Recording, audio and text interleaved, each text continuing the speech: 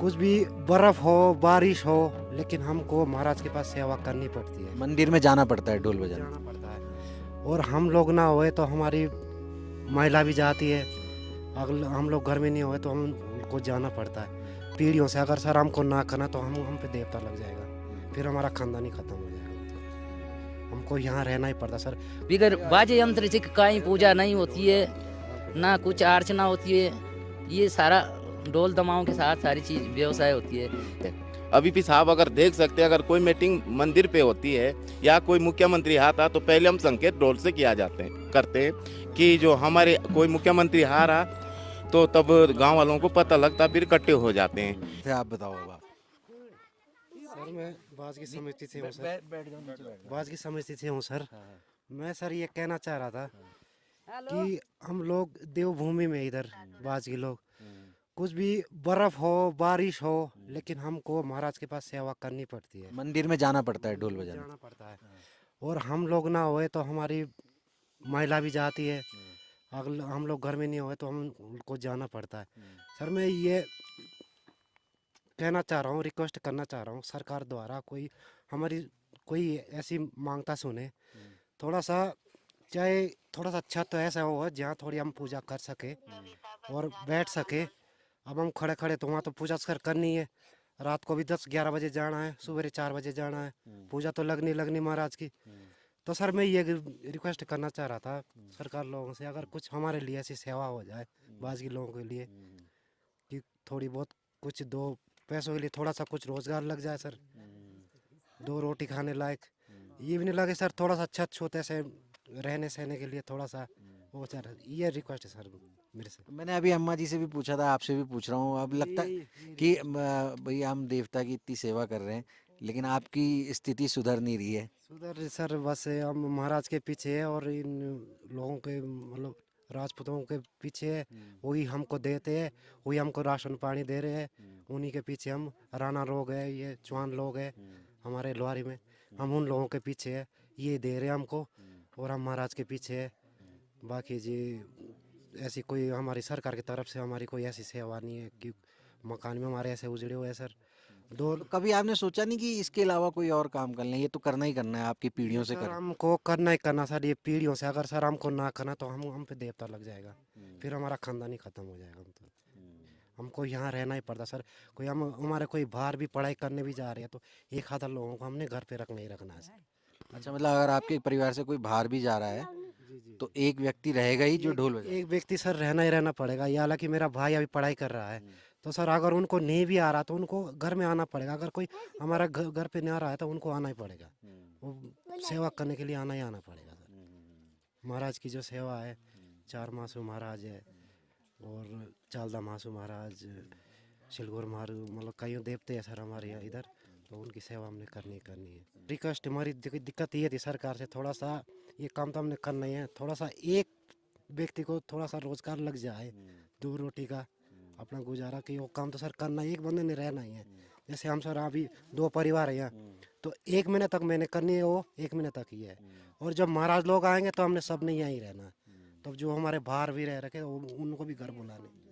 तो सर मेरी रिक्वेस्ट तो ये थी कि थोड़ा सा हमारे लिए थोड़ी सी व्यवस्था हो जाए और बाकी थोड़ा सा रोजगार लग जाए, मेरे से ये गिनते थे। तो जो लोग ये इस परंपरा को नहीं जानते उनके लिए बता दूं कि हर गांव में बाजगी समुदाय कहते हैं आप लोगों को, या दास भी बोलते हैं। हाँ, दास भी बोलते हैं।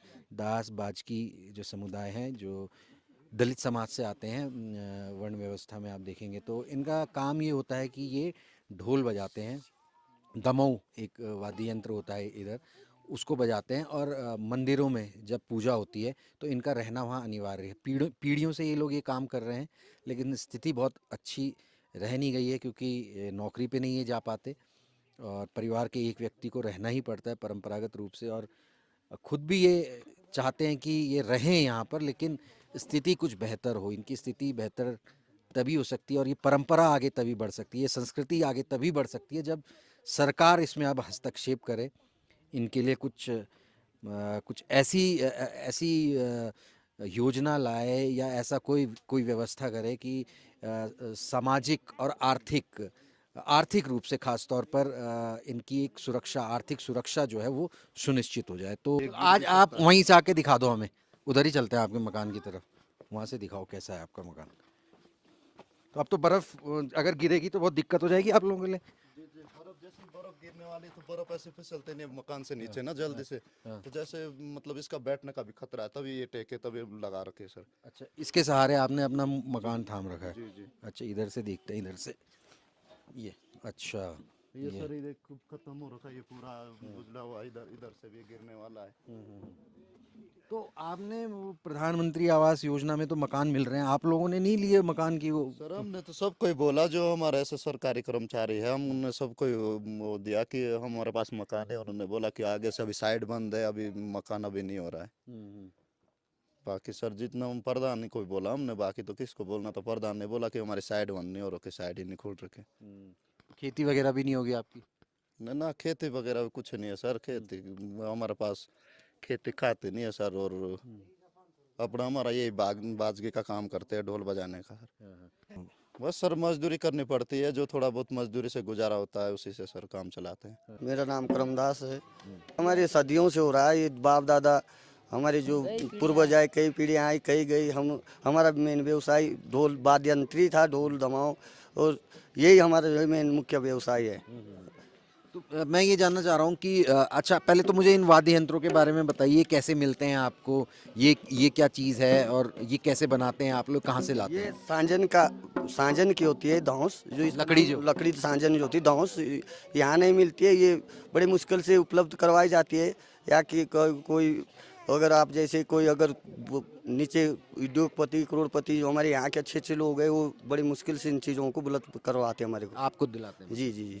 हाँ। और ये जो ये बकरे का पूड़ होता है, इसको पूड़ होता है। बकरा तो आज तो इम्पॉसिबल हो गया बकरा मिलना। पहले व्यवसाय बकरियों का भी यहाँ बहुत ज़्यादा होता था, अब बाग बगीचे लगे, व्यवसाय कम हो गए, तो हमारे को बहुत मुश्किलें झेलनी पड़ती कि जो है पूड़ हमारे को ले पाए, या मार्केट से डिमांड करनी पड़ती, फिर बकरों के वहाँ से लाने पड़ते। कितना खर्चा आ जाता है इसे एक ढोल में आप लोगों को? ये मिनिमम 8-10 हज़ार। जैसे हमारे यहाँ जो है रीति रिवाज चला हुआ है, तो हर जगह जो है जब मतलब हमारे यहाँ तैयार बढ़ जाते हैं, तो जो है शाम को 9 बजे जो है दीपक जल जाता है भोले का। तो सारे छोटे बड़े बच्चे, सारे बुजुर्ग जो भी है सब आएंगे यहाँ मंदिर के पास बजाएंगे। तो शाम को 9-10 बजे तो दीपक भरेगा, और 4 बजे जो है 4 बजे फिर जग जाना है। सुबह 4 बजे? 4 बजे, हाँ, फिर 4 बजे फिर यहाँ मंदिर के बाहर जो है पहरा देना है। सारे चच्चे बच्चे, छोटे बूढ़े, सारे नौजवान सारे आएंगे, सारे जो है अंदर आग जलेगी मंदिर पे, और पूरे रात 4 बजे सुबह 6:30 बजे तक जो है, मतलब जब तक रात नहीं खुलती है तब तक पूरे मंदिर के बाहर पहरा देना है, बजाना है सबने। तो ये कैसे करते हैं आप लोग, मतलब बारी लगाते हैं एक ही परिवार का? एक नहीं तो सभी आएंगे, सारे जितने भी हम यहाँ 14-15 परिवार रहते हैं, तो सब आएंगे घर से, एक सदस्य जरूर आएगा।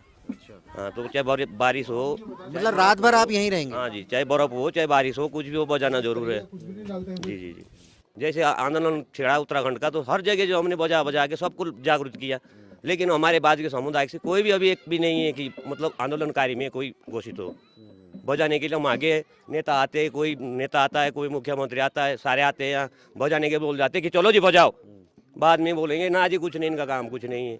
एप्लीकेशन दिया हमने, पता नहीं क्या क्या नहीं दिया सरकार को, लेकिन हमारी कोई सुनवाई नहीं हो रही। दिक्कतें क्या है, परेशानियां क्या है आप लोगों को? परेशानी यही है सर कि हमारे पास कोई ना खेती बाड़ी है, घर मकान भी नहीं है बड़े बढ़िया, हमारा व्यवसाय ये है बजाने का काम है। अब कोई हमारी सुन ही नहीं रहा कोई।